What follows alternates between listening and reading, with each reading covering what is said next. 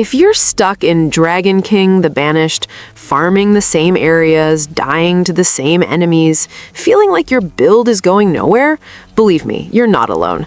I spent way more time than I'd like to admit trying to figure out what actually makes a difference in this game. And when things finally clicked, the progression changed completely. So in this video, I'm going to show you 10 tips that will speed up your leveling, sharpen your build, and make the whole experience much more fun. I'm Mary, and let's get into it. If you're playing and feeling like your character is evolving too slowly, I've been there too.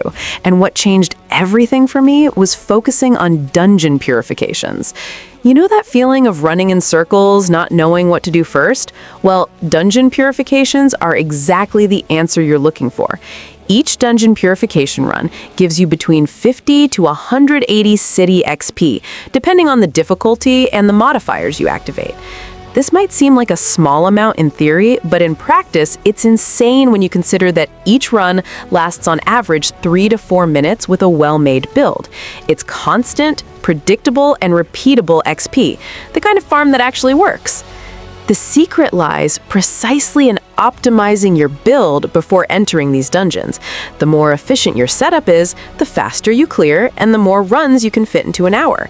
With difficulty modifiers turned on, that XP number goes up significantly, so don't be afraid to increase the challenge as you get comfortable with the game mechanics. In practice, it's the fastest and most repeatable method to level up your city that I've found so far. If you're stuck at some point in your progression or just want to speed up the process before facing tougher content, start here. You'll notice the difference much faster than you expected. One of the things I learned the hard way in Dragonkin the Banished was this. When you finish a mission, defeat a boss, or open a chest, and that reward screen pops up, the temptation to grab new equipment is huge. That glowing sword, that armor with better stats, it seems like the obvious choice. But I guarantee you, most of the time, that's the wrong choice. The reason is simple. Equipment becomes obsolete much faster than you imagine. You'll replace that piece you just picked up in less than an hour of gameplay, while the crafting materials you ignored will still be missing long after. They are what make mythic crafting and city upgrades possible, the parts of the game that really matter for long-term progression. So change your mindset when choosing rewards. Whenever the option between equipment and material appears, go with the material. This doesn't mean ignoring equipment forever, but understanding that most of it can be replaced by crafting later, while rare materials have much more strategic uses and don't appear all the time. It seems like a small adjustment, but this mentality completely changes the pace of your progression. When you reach the later stages of the game with a solid stock of materials, you'll be thankful you made that choice back then. It's the kind of tip that separates those who progress quickly from those who stay stuck without understanding why. If there's one thing that annoyed me at the beginning, it was opening my inventory and seeing that huge mess of items I was never going to use. Common swords, rare armor that was already outdated, trash after trash taking up space. Then I discovered that the game has a loot filter system that, when configured correctly, solves this problem once and for all. What you need to do is go into the UI settings and adjust the filter to automatically hide common, uncommon, and rare items.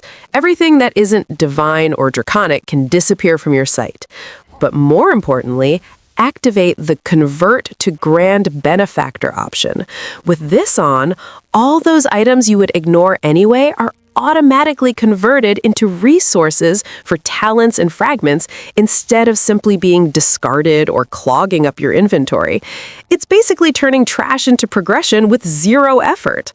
Every item that you would previously stop to analyze, manually discard, or simply ignore now becomes a useful resource in the background while you focus on what really matters. And if you're using the Divine Familiar, this combination becomes even more powerful because the two systems complement each other very well when it comes to optimizing what you collect. It sounds like a quality of life detail, but in practice, it totally changes the pace of the game. You spend less time managing inventory and more time playing, farming, and evolving. Once you set this up, there's no going back. You'll wonder how you lasted so long without this option enabled. The Ancestral Grid is one of those systems that looks complicated the first time you open it, but once you understand the logic behind it, everything changes. I spend a long time placing fragments randomly just to fill space, without paying attention to the connections, and that's exactly the mistake I want to help you avoid. The secret is to use one hexagon skill fragments strategically to fill the gaps in the grid and create real synergies. It's not just about occupying empty space, it's about ensuring your main skill is directly connected to the modifier fragments. This connection is what activates the real bonus, and the difference is massive when you do it right. When your main skill is correctly linked to the right modifiers on the grid, you can get a 30 to 50% damage increase just from this adjustment. That's without changing equipment, without leveling up, and without radically changing your build.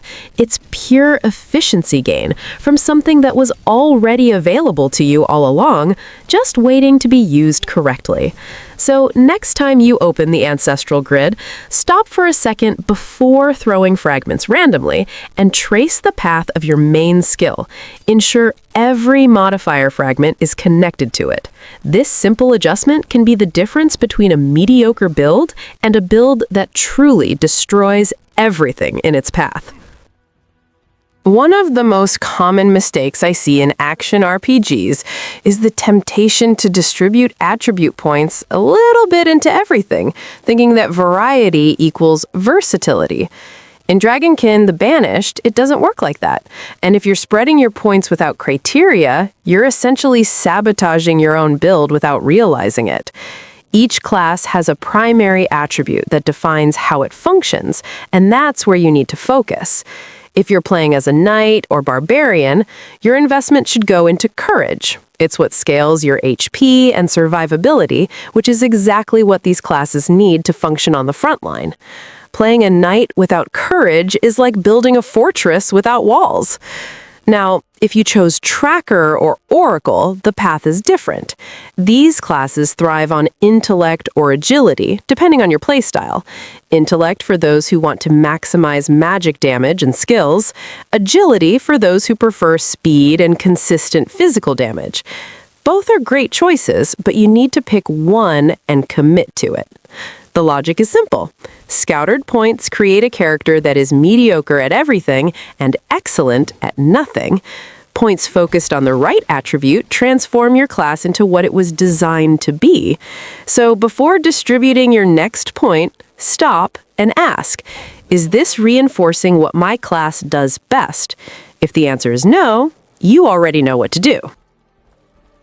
If there's one thing I should have done much sooner, it was unlocking the Divine Familiar right at the start.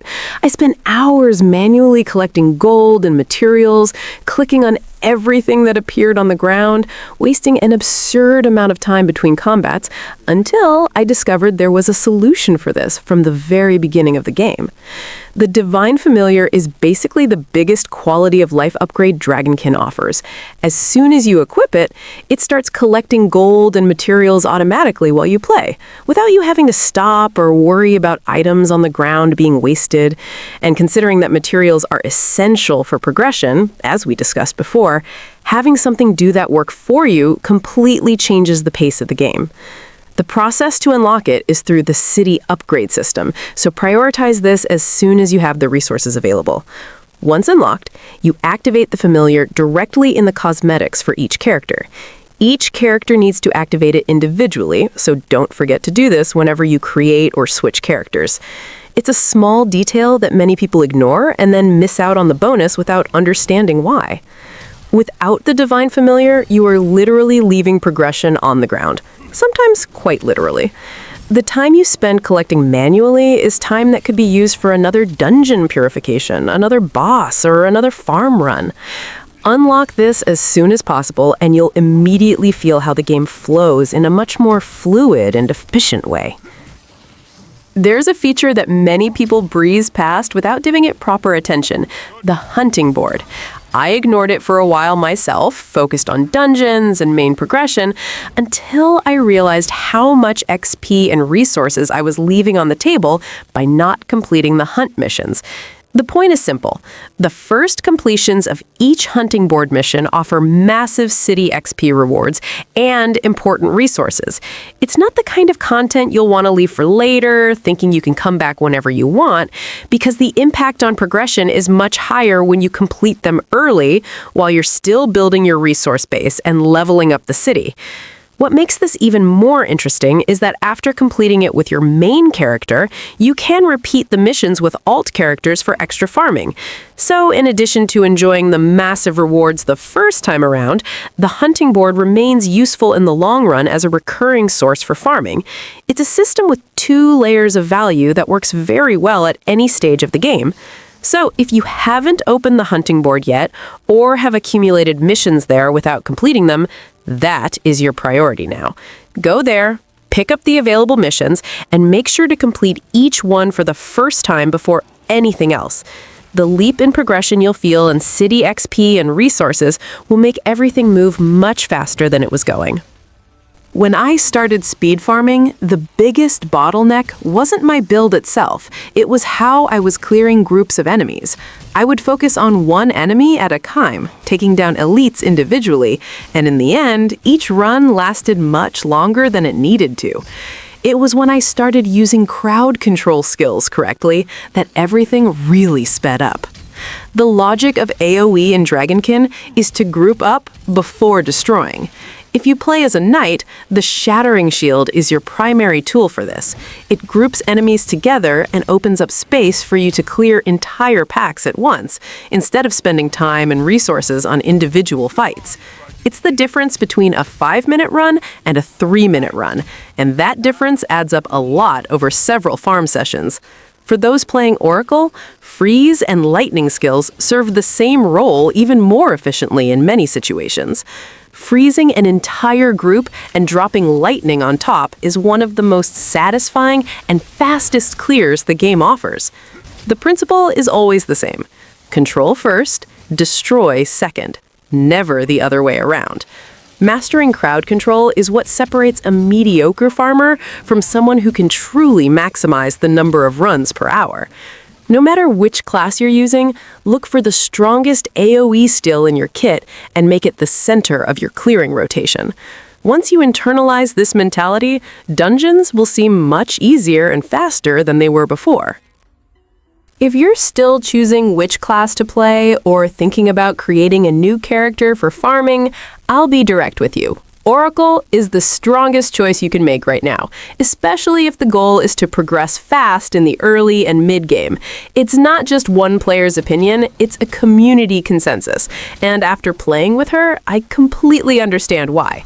What makes the Oracle S tier is the combination of 2 factors that would be good on their own, but together are insane. First, her content clear with lightning and toxic wall is one of the fastest and most efficient in the game. She clears entire packs at a speed that other classes simply can't match at the same stage of progression. Second, her teleportation skill serves as both mobility and a survival tool, meaning she dies much less than other classes in tight situations. And there's one more detail few people mention. The Oracle operates with infinite energy when played correctly, meaning you'll rarely stop to manage resources in the middle of a run. While other classes need to manage cooldowns and energy more carefully, the Oracle keeps spamming skills and clearing content with practically no interruption. For those who want to feel the game flowing at the fastest possible pace from the start, Oracle is the most direct path. She doesn't require much from your build to work well in the early stages, and when you start optimizing, her power ceiling is incredibly high. If you're stuck in progression or want a new experience that truly accelerates everything, try the Oracle. You probably won't want to go back to another class anytime soon. One of the most underrated mechanics in Dragonkin the Banished is the fact that City XP is partially linked to characters, and this opens up a huge opportunity that most players completely ignore. When I understood this mechanic, I stopped seeing alt characters as secondary and started seeing them as a real progression tool. The logic is as follows.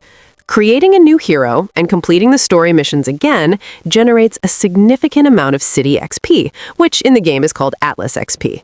And the best part is that this process is repeatable. Every new character you take through the main progression contributes directly to your city's growth, even if you've already done that path before with another character. This means that if your city progression is stuck, or you want to speed up available upgrades, creating an alt and playing through the story with them is one of the most consistent ways to generate that XP organically. You aren't just repeating content out of obligation, you're actively investing in parallel progression while also learning more about the game with a different class. So, don't see alt characters as something to do only when you get bored of your main. Treat each alt as a strategic opportunity to farm Atlas XP. It blends perfectly with everything we've talked about before: hunting board, dungeon purifications, divine familiars, and transforms your city progress into something much faster and more consistent than relying on a single character.